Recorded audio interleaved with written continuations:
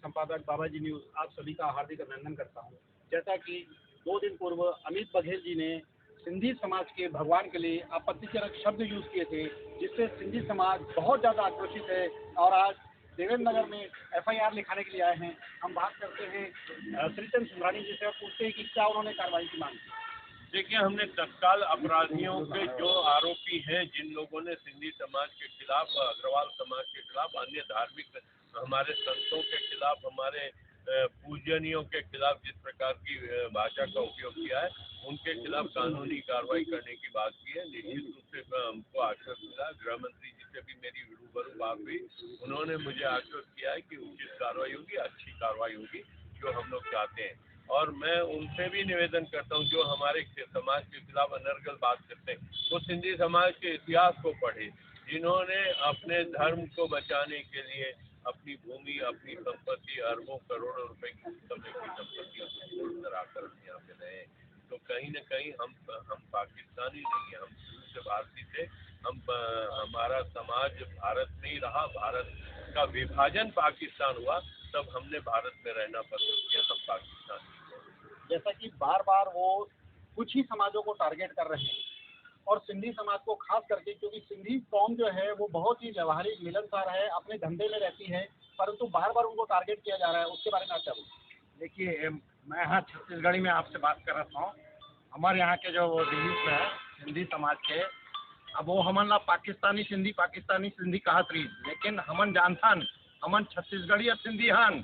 ओमन ला खबर होना चाहिए, ओमन ला पता होना चाहिए कि हमन छत्तीसगढ़ी सिंधी हन।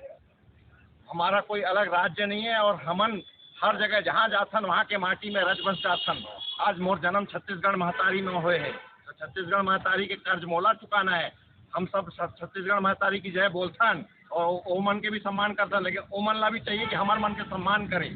काबर कि हमार छत्तीसगढ़ महतारी पर जब हमन लड़े बर तैयार रहथन, तो ओकर हमन ला भी इच्छा रहते कि ओमन हमार मन के सम्मान करे। जय हिंद, जय भारत, जय छत्तीसगढ़।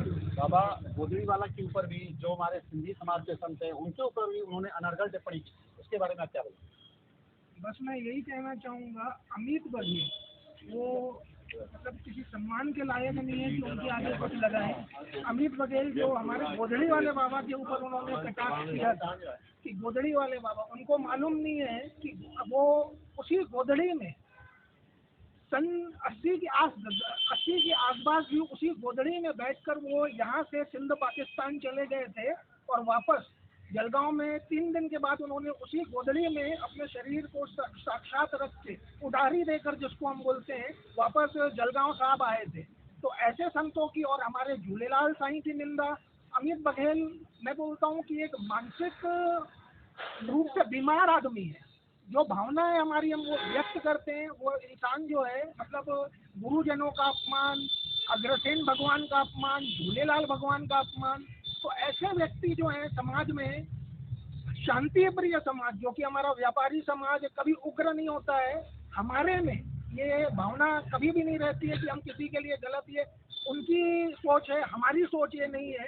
फिर आज आक्रोश हमारे पूरे सिंधी समाज में आप देखेंगे, पूरे छत्तीसगढ़ में, राजनांदगांव, धमतरी, भाटापारा, बिलासपुर, बिल्हा, हर जगह विरोध प्रदर्शन हो रहे हैं और उनके खिलाफ उचित न्यायिक कार्यवाही की हम मांग करते हैं।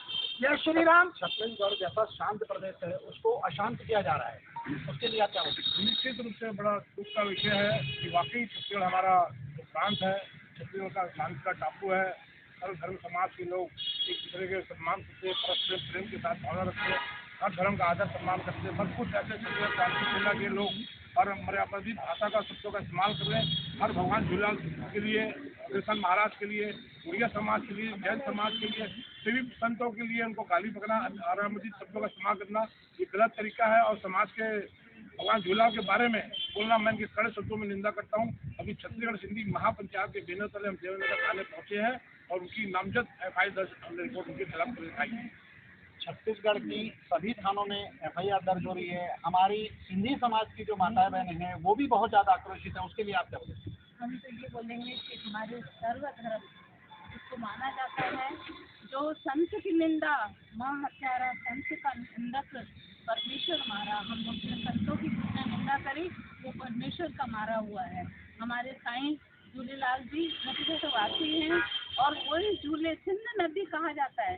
सिंध नदी भी इस देश में है, न कि वो कोई प्रदेश में है या और कहीं है। जो इस देश के वासी हैं हम लोग, और उनने जो कहा है इसके लिए हमें बड़ा दुख है। हम चाहेंगे कि उसको कड़ी से कड़ी सजा मिले। हम महिलाएं बहुत दुखी हैं इस बात से।